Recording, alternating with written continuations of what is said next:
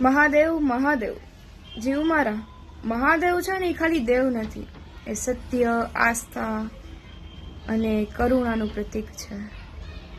તેની પાસે કોઈ મોટા મહેલો નથી, તેની પાસે સોનાના આભૂષણો નથી, તેની પાસે કોઈ મોંઘી મોંઘી ગાડીઓ નથી, છતાં પણ આ દુનિયા તેને દેવાધિદેવ મહાદેવ કહે છે. ભસ્મ ધારણ કરે છે, ગંગાને ધારણ કરે છે, ચંદ્રમાને ધારણ કરે છે.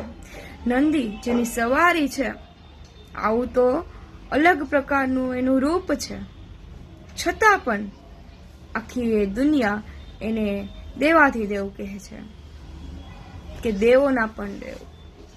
ત્રણેય લોક જેને નમસ્કાર કરે છે એવા મારા મહાદેવ છે. મહાદેવ શિવ પુરાણમાં સમજાવે છે, સંદેશ આપવા માંગે છે કે અહંકારને છોડો, અહંકાર છોડો અને આગળ વધો.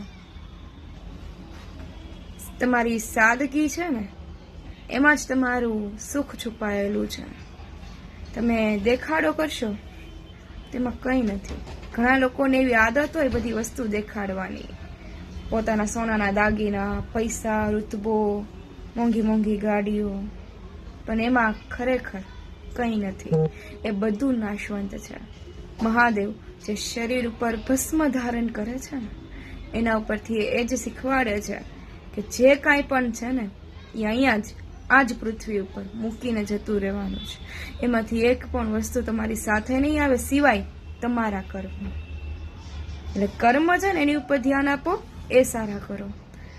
એ સારા હશે ને તો બધું સારું થશે.